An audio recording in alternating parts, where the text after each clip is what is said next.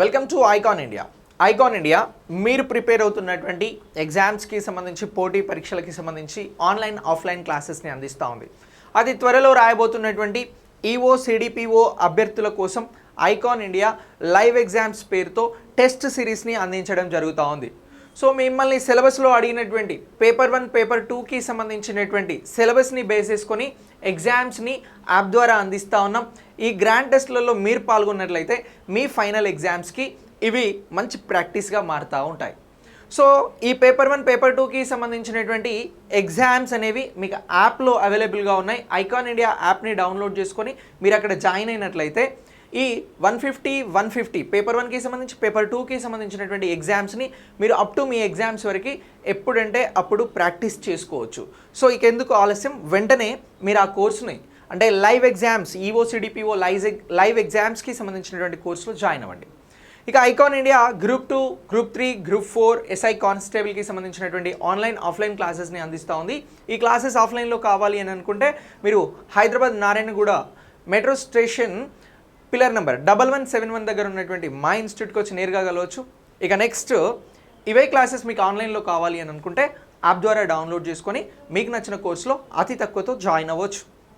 ఇక next CDPO ఈఓకి సంబంధించినటువంటి online classes, అలాగే ఎంసీక్యూస్, 3000 బిట్ బ్యాంక్ ఇవి కూడా అందుబాటులో ఉన్నాయి. ఇక మనం ఈరోజు ఈ గ్రూప్ 2కి అలాగే ఈఓ సిడిపిఓకి రిలేటెడ్గా ఉన్నటువంటి సిలబస్ నుంచి కొన్ని క్వశ్చన్స్ని తీసుకురావడం జరిగింది. ఈ క్వశ్చన్స్కి మీరు ఆన్సర్ చేస్తే మీ ప్రిపరేషన్లో మీరు చాలా ముందంజలో ఉన్నట్లే. సో ఇప్పుడు ఈఓ సిడిపిఓలో పేపర్ 2కి సంబంధించి అన్ఎంప్లాయ్మెంట్ అని అడుగుతూ ఉన్నారు. గ్రూప్ 2కి సంబంధించి ఇండియన్ ఎకానమీ ఫస్ట్ పార్ట్ ఏదైతే ఉందో ఈ పేపర్ 3లో ఫస్ట్ పార్ట్గా ఉన్నటువంటి ఇండియన్ ఎకానమీలో అన్ఎంప్లాయ్మెంట్ అనేటువంటి చాప్టర్ని గురించి అడగడం జరుగుతూ ఉంది. సో వీటిని బేస్ చేసుకొని ఈ క్వశ్చన్స్ని మీకు అందించడం జరుగుతూ ఉంది. ఈ క్వశ్చన్స్కి మీరు ఆన్సర్ చేయగలిగితే క్వశ్చన్ అర్థమైన వెంటనే జెన్యూన్గా ఆన్సర్ని పోస్ట్ చేసే ప్రయత్నం చేయండి కమెంట్ బాక్స్లో. ఓకేనా? రైట్, క్వశ్చన్ స్టార్ట్ చేద్దాం. ఇగో గ్రామీణ వేతన ఉపాధి పథకాలను గుర్తించండి. క్వశ్చన్ అగైన్, ఇగో గ్రామీణ వేతన ఉపాధి పథకాలను గుర్తించండి అనేది క్వశ్చన్. దీనికి 4 స్టేట్మెంట్స్ ఇస్తూ ఉన్నాం. ఈ 4 స్టేట్మెంట్స్ కూడా పథకాలండి. ఒకటి పనికి ఆహార పథకం, ఫుడ్ ఫర్ వర్క్ అని అంటున్నాం. రెండోది నెహ్రూ రోజ్గర్ యోజన. మూడోది సంపూర్ణ గ్రామీణ్ రోజ్గర్ యోజన. నాలుగవది జాతీయ గ్రామీణ ఉపాధి పథకం. ఈ 4 పథకాలలో గ్రామీణ వేతన ఉపాధి పథకాలుగా మీరు వేటిని గుర్తిస్తూ ఉన్నారు? చూడండి, ఆప్షన్ ఏ 1, 2, 3 అని అంటున్నాం. 1 పనికి ఆహార పథకం, 2 నెహ్రూ రోజ్గర్ యోజన, 3 వచ్చి సంపూర్ణ గ్రామీణ్ రోజ్గర్ యోజన. మీరు ఇది రైట్ ఆన్సర్ అనుకుంటే మీ ఆన్సర్ని కమెంట్ బాక్స్లో పోస్ట్ చేయండి. ఇక బి వచ్చి 1, 3, 4 అని చెప్పేసి అంటా ఉన్నాం. సో 1, 3, 4 వచ్చి 1 పనికి ఆహార పథకం, 3 సంపూర్ణ గ్రామీణ్ రోజ్గర్ యోజన, 4 వచ్చి జాతీయ గ్రామీణ ఉపాధి పథకం. ఇక నెక్స్ట్ సి ఆప్షన్ వచ్చి చూడండి 2, 3, 4 అని అంటున్నాం. నెహ్రూ రోజ్గర్ యోజన, సంపూర్ణ గ్రామీణ్ రోజ్గర్ యోజన, జాతీయ గ్రామీణ ఉపాధి పథకం. డి ఆప్షన్ వచ్చి 1, 2, 3, 4 అంటే ఇక్కడ ఇచ్చినటువంటి అన్ని పథకాలు పనికి ఆహార పథకం, నెహ్రూ రోజ్గర్ యోజన, సంపూర్ణ గ్రామీణ్ రోజ్గర్ యోజన, అలాగే జాతీయ గ్రామీణ ఉపాధి పథకం. ఇందులో మీ రైట్ ఆన్సర్ ఏంటో కమెంట్ బాక్స్లో పోస్ట్ చేయండి. జెన్యూన్గా మీరు ఏదనుకుంటే అది పోస్ట్ చేయండి. నేను ఎక్స్ప్లెనేషన్ ఇస్తాను, చాలా క్లియర్గా ఇస్తాను. ఓకేనా? సో రైట్, ఇప్పుడు మీరు మీ ఆన్సర్ని పోస్ట్ చేశారు కదా, మీరు పోస్ట్ చేసినటువంటి ఆన్సర్ రైటా రాంగా ఒకసారి చెక్ చేసుకోండి. గ్రామీణ వేతన ఉపాధి పథకం అని అన్నాను. సరే, అంటే గ్రామీణ వేతన ఉపాధి పథకాలు ఉంటాయి, పట్టణ వేతన ఉపాధి పథకాలు ఉంటాయి అంటే ఎస్ ఉంటాయి. సో ఇలా పథకాలను ఇంట్రడ్యూస్ చేయడం జరిగింది భారత ప్రభుత్వం. సో 5వ పంచవర్ష ప్రణాళిక నుంచి ఈ పథకాలు అనేవి భారతదేశంలో నిరుద్యోగాన్ని రూపుమాపేందుకు, పేదరికాన్ని తగ్గించేందుకోసం రావడం జరిగింది. ఇలా ఈ గ్రామీణ వేతన ఉపాధి పథకాలను భారత ప్రభుత్వం తీసుకొచ్చింది అని అంటున్నాం. మరి భారత ప్రభుత్వం తీసుకొచ్చినటువంటి ఈ వేతన ఉపాధి పథకాలలో ఇక్కడ గ్రామీణ వేతన ఉపాధి పథకాలుగా ఏమున్నాయి అని అంటే పనికి ఆహార పథకం అని స్టేట్మెంట్ నెంబర్ 1 ఇచ్చాం. ఈ పథకం అనేది ఉంది. ఇగో మొదటిసారి వేతన ఉపాధి పథకంగా తీసుకొచ్చినటువంటి పథకం కూడా ఈ పనికి ఆహార పథకమేనండి. ఫుడ్ ఫర్ వర్క్ అని అంటాం.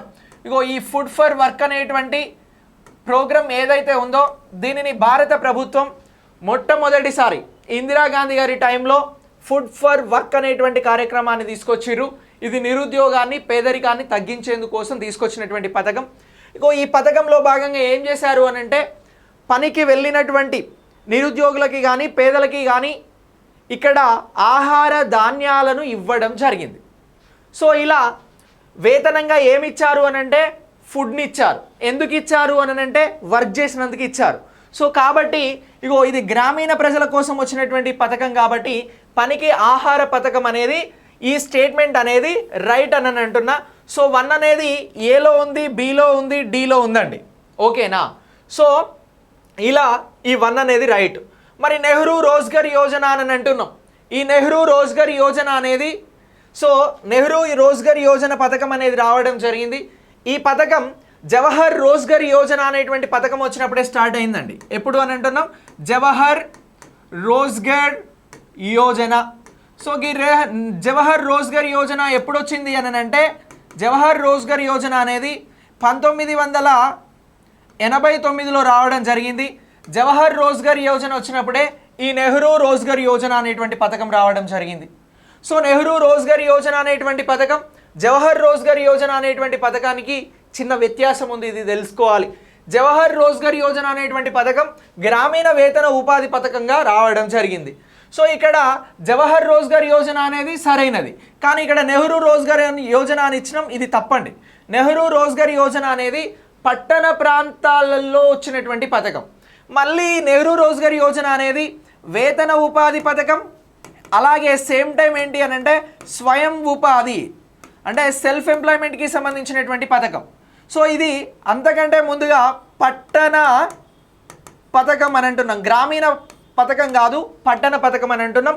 కాబట్టి నెహ్రూ రోజ్గర్ యోజన అనేది కరెక్ట్ కాదు. సో ఆ స్టేట్మెంట్ని ఎలిమినేట్ చేసినాం. సో ఇక దీని తర్వాత నెక్స్ట్ మరొకటి ఏంటి అని అంటే సంపూర్ణ గ్రామీణ రోజ్గర్ యోజన అని అంటున్నాం. సంపూర్ణ గ్రామీణ రోజ్గర్ యోజన అనేటువంటిది ఇగో ఈ గ్రామీణ వేతన ఉపాధి పథకాలన్నింటినీ కూడా తనలో విలీనం చేసుకున్నటువంటి పథకం. సో ఈ పథకంలో ఈ గ్రామీణ వేతన ఉపాధి పథకాలన్నీ కూడా విలీనమైనవి. అలా 1999లో ఈ సంపూర్ణ గ్రామీణ రోజ్గర్ యోజనకి సంబంధించి ఈ పథకాన్ని గుర్తుంచుకోవాలి. ఇందులో వేతన ఉపాధి పథకాలన్నీ విలీనమైనది కాబట్టి ఇది గ్రామీణ వేతన ఉపాధి పథకం అని అంటున్నాం. సో ఈ సంపూర్ణ గ్రామీణ రోజ్గర్ యోజన అనేటువంటి పథకం రైట్, సరైనదే. సో ఇప్పుడు 1 రెడీ రైట్ అయింది, 3 రైట్ అయింది. అలాగే నెక్స్ట్ లాస్ట్ వచ్చి జాతీయ గ్రామీణ ఉపాధి పథకం అని అంటున్నాం. ఇగో ఈ పథకంలోనే గ్రామీణ అనే పదం ఉంది, ఇది జాతీయ స్థాయిలో వచ్చినటువంటి ఉపాధి పథకం కాబట్టి సో ఇది కూడా రైట్. సో ఇప్పుడు మనకు 1, 3, 4 ఉన్నటువంటిది ఇగో ఇక్కడ ఉన్నటువంటి బి అనేటువంటి ఆప్షన్ సరైనదండి. 1, 3, 4 పనికి ఆహార పథకం, సంపూర్ణ గ్రామీణ రోజ్గర్ యోజన పథకం, జాతీయ గ్రామీణ ఉపాధి పథకం. సో ఈ 3 పథకాలు కూడా సరైనవి అని అంటున్నాం. మనం గ్రామీణ వేతన ఉపాధి పథకాలని గుర్తించమన్నాం కాబట్టి సరైన పథకాలను గుర్తించినాం. నెహ్రూ రోజ్గర్ యోజన అనేది పట్టణ ప్రాంతాలకి సంబంధించినటువంటి పథకం. ఈ పథకం వేతన ఉపాధి, స్వయం ఉపాధిని అందిస్తుంది అని చెప్పేసి మనం ఇక్కడ మాట్లాడినాం. ఓకేనా? సో ఇలా మనకి రైట్ ఆన్సర్ అనేది బి వచ్చింది. ఎవరైతే బి అని ఆన్సర్ చేశారో వారందరూ కూడా గుడ్, మంచి నాలెడ్జ్ని కలిగి ఉన్నట్లే ఈ క్వశ్చన్కి సంబంధించి మీ ఆన్సర్ రైట్ అయింది. ఇప్పుడు నెక్స్ట్ క్వశ్చన్ కూడా మీరు చేసే ప్రయత్నం చేయండి. నెక్స్ట్ క్వశ్చన్ చూడండి, జాతీయ గ్రామీణ ఉపాధి హామీ పథకం దీన్ని ఏమంటారు అని అంటే national rural employment guarantee scheme లేకపోతే ఎంప్లాయ్మెంట్ స్కీమ్ అని అంటాం. ఓకేనా? సో ఈ పథకాన్ని గురించి అడగడం జరిగింది. మళ్ళీ దీనికి సంబంధించినటువంటి స్టేట్మెంట్స్ని ఇచ్చారు. జాతీయ గ్రామీణ ఉపాధి హామీ పథకానికి సంబంధించి 4 స్టేట్మెంట్స్ని ఇవ్వడం జరిగింది. ఈ 4 స్టేట్మెంట్స్ని ఒకసారి పరిశీలిస్తే మనకు రైట్ ఆన్సర్ ఏంటి, రాంగ్ ఆన్సర్ ఏంటి అనేది తెలుస్తుంది. సో ఇక్కడ చూడండి, స్టేట్మెంట్ నెంబర్ 1 నైపుణ్యం ఉన్న కార్మికులకు ఉపాధిని కల్పిస్తుంది. స్టేట్మెంట్ నెంబర్ 2 2 ఫిబ్రవరి 2026 నాటికి 20 సంవత్సరాలకి చేరుకుంటుంది ఈ పథకం. స్టేట్మెంట్ నెంబర్ 3 ఇది చట్టబద్ధత లేని పథకం. స్టేట్మెంట్ నెంబర్ 4 ఇది ప్రారంభంలో 180 జిల్లాలలో ప్రారంభమైంది. ఇవి స్టేట్మెంట్స్. సో ఇప్పుడు నీకు జాతీయ గ్రామీణ ఉపాధి హామీ పథకం గురించి చాలా క్లియర్గా చదివి చాలా క్లియర్గా గుర్తుంచుకుంటే ఈ ఆన్సర్ని చేయడం సులువు. సరే, ఇక్కడ 4 స్టేట్మెంట్స్ అడిగినాం కదా, సరైన వాటిని గుర్తించండి అని అంటున్నాం 4లో. సో మరి మీరు ఇక్కడ నేను ఆప్షన్స్ ఇస్తున్నా చూడండి. ఆప్షన్ ఏ 1 మాత్రమే, ఆప్షన్ బి 2 మాత్రమే, ఆప్షన్ సి 1 అండ్ 2 అండ్ 3 అని అంటున్నాం, ఆప్షన్ డి పైవన్నీ అని అంటున్నాం. మీరు ఏమనుకుంటున్నారు? మీ ఆన్సర్ని కమెంట్ బాక్స్లో పోస్ట్ చేయండి. నేను దీనికి సంబంధించినటువంటి ఎక్స్ప్లెనేషన్ని ఇస్తాను. సో ఇప్పుడు మీరు మీ ఆన్సర్ని పోస్ట్ చేశారు కదా, జెన్యూన్గా మీ కమెంట్ రైటా రాంగా అనేది ఒకసారి చూడండి. మీ ఆన్సర్ జాతీయ గ్రామీణ ఉపాధి హామీ పథకం, national rural employment guarantee scheme అని అంటున్నాం. ఇగో ఈ స్కీమ్కి సంబంధించి ఇక్కడ ఇచ్చినటువంటి స్టేట్మెంట్స్ని ఒక్కసారి పరిశీలిద్దాం. Statement number 1 ఏమన్నాం? నైపుణ్యం ఉన్న కార్మికులకు ఉపాధిని కల్పిస్తుంది. ఈ స్టేట్మెంట్ రాంగ్ అండి. నైపుణ్యం, గ్రామీణ ప్రాంతాలలో నైపుణ్యం లేనటువంటి కార్మికులకు ఉపాధిని కల్పించేందుకోసం ఈ పథకం రావడం జరిగింది. 1 అనేది ఎలిమినేట్. ఇక నెక్స్ట్ రెండవ చూడండి, 2 ఫిబ్రవరి 2026 నాటికి 20 సంవత్సరాలకు చేరుకుంటుంది ఈ పథకం అని అన్నాం. సో ఇది రైట్ అండి. అంటే కొంచెం అడ్వాన్స్డ్గా ఫ్యూచర్గా ఆలోచిస్తే ఇది రైట్. ఎలానో నేను చెప్తాను. ఈ పథకం అనేది దీనికి సంబంధించి చట్టం తీసుకురావడం జరిగిందండి 2005లో. తీసుకొచ్చిన తర్వాత 2006లో అప్పుడు ఉన్నటువంటి ప్రధానమంత్రి ఎవరు అనంటే మన్మోహన్ సింగ్ గారు ఈ పథకాన్ని ప్రారంభించడం జరిగింది. ఉమ్మడి ఆంధ్రప్రదేశ్లో ఈ పథకం అనేది స్టార్ట్ అయిందండి. ఎక్కడ అని అంటున్నాం? ఉమ్మడి ఆంధ్రప్రదేశ్లో స్టార్ట్ అయింది. ఉమ్మడి ఆంధ్రప్రదేశ్లో ఎప్పుడు స్టార్ట్ అయిందనంటే 2006 ఫిబ్రవరి 2వ తేదీన వైఎస్ రాజశేఖర్ రెడ్డి గారు ముఖ్యమంత్రిగా ఉన్నటువంటి సమయంలో చట్టంగా తీసుకొచ్చినటువంటి national rural employment guarantee act, దానికి సంబంధించినటువంటి స్కీమ్ని ఉమ్మడి ఆంధ్రప్రదేశ్లో అనంతపురం జిల్లా బండ్లపల్లిలో దీన్ని ప్రారంభించడం జరిగింది. ఎక్కడ అని అంటున్నాం? అనంతపురం జిల్లాలో ప్రారంభించడం జరిగింది. అనంతపురం జిల్లా ఎక్కడ అని అంటున్నాం? బండ్లపల్లి అని అంటున్నాం. ఇక్కడ ఎప్పుడు ప్రారంభించారు? 2006 ఫిబ్రవరి 2. మనం స్టేట్మెంట్లో ఏమి ఇచ్చినాం? 2 ఫిబ్రవరి 2026 నాటికి అని అంటున్నాం. అంటే భవిష్యత్తులో ఇంకో 4 సంవత్సరాల వరకు ఈ పథకం 20 సంవత్సరాలకు చేరుకుంటుంది అనేది రైట్ ఆన్సర్. సో ఇది రైట్ స్టేట్మెంట్. ఓకేనా? నెక్స్ట్ స్టేట్మెంట్ చూడండి, ఇది చట్టబద్ధత లేని పథకం అని అన్నాం. నేను ఇప్పుడే చెప్పిన ఇగో 2005లో దీనికి సంబంధించినటువంటి చట్టం తీసుకురావడం జరిగింది. NREGSకి సంబంధించినటువంటి యాక్ట్ అనేది రావడం జరిగింది. ఈ యాక్ట్ వచ్చింది కాబట్టి ఇది చట్టబద్ధత సంస్థ అండి. అంటే దీనికి సంబంధించి చట్టబద్ధత అనేది ఉంది. యాక్ట్ తీసుకురావడం జరిగింది కాబట్టి చట్టబద్ధత అని అంటున్నాం, స్టాట్యుటరీ బాడీ అని అంటాం. సో ఇట్లా దీనికి చట్టబద్ధత అనేది ఉంది. సో ఇక నెక్స్ట్, ఇది ప్రారంభంలో 180 జిల్లాలలో ప్రారంభమైంది అని అంటున్నాం. అనంతపురంతో కలిపి మరొక 199 జిల్లాలలో ఈ పథకాన్ని ప్రారంభించడం జరిగింది.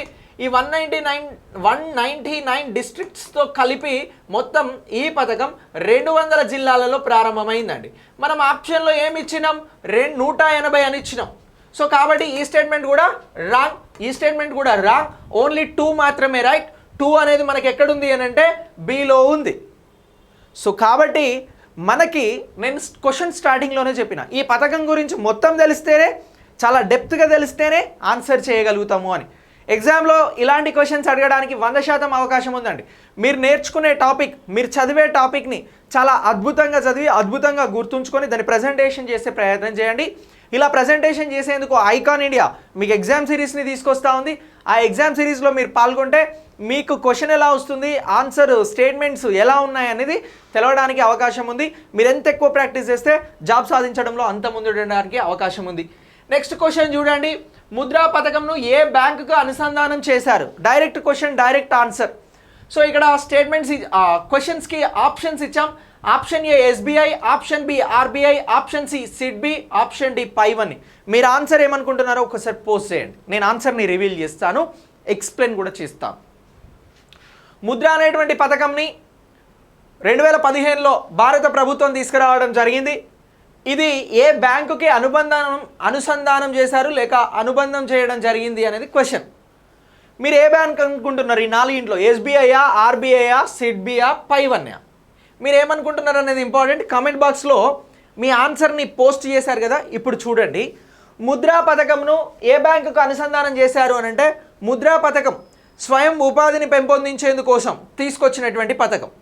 ఈ పథకంలో ఏం చేస్తారు అని అంటే 50,000 నుంచి ఎంత అని అంటున్నాం? 50,000 నుంచి 10 లక్షల వరకు కూడా లోన్లని అందించడం జరుగుతూ ఉంది. ఎంతవరకు ఇస్తున్నారు? 50,000 నుంచి 10 లక్షల వరకు. ఈ 50,000 నుంచి 1,00,000 ఇస్తారు, అలాగే 5 లక్షల లోన్స్ ఇస్తారు, 10 లక్షల లోన్స్ ఇస్తారు. సో అలా శిశు కిషోర అనేటువంటి పేర్లతో ఆ లోన్స్ని పిలుస్తాం. ఈ ముద్రా పథకంకి సంబంధించినటువంటి లోన్స్ను ఏ బ్యాంకుకి అనుసంధానం చేశారు అని అంటే SBI కాదు, RBI కాదు, అలాగే సిడ్బి రైట్ అండి, సిడ్బికి అనుసంధానం చేయడం జరిగింది. Small industries development bank of India ఏదైతే ఉందో దాన్నే సిడ్బి అంటున్నాం. ఇగో సిడ్బి బ్యాంక్కి అనుసంధానం చేస్తూ ముద్రా పథకంను భారత ప్రభుత్వం ఇంట్రడ్యూస్ చేయడం జరిగింది. కాబట్టి సిడ్బి అనేది రైట్, పైవన్నీ కూడా రాంగ్. సో మీ ఆన్సర్ ఏముండాలి అని అంటే సిడ్బి అని ఎవరైతే ఆన్సర్ చేశారో అది రైట్ ఆన్సర్ అని నేను చెప్తా ఉన్నా. సో ఇలాంటి క్వశ్చన్స్, ఇలా చాలా డెప్త్గా ఉన్నటువంటి క్వశ్చన్స్ మీకు ఐకాన్ ఇండియా అందిస్తూ ఉంది ఎగ్జామ్ సిరీస్ రూపంలో. మీరు సాధించాలనుకుంటున్నటువంటి జాబ్ కోసం ఈ ఎగ్జామ్ సిరీస్ అనేది మీకు 100% ఉపయోగపడుతుంది. మంచి క్లాసెస్తో పాటు మంచి ఎగ్జామ్ క్వశ్చన్స్ని, ప్రాక్టీస్ ఎగ్జామ్స్ని ఐకాన్ ఇండియా అందిస్తూ ఉంది.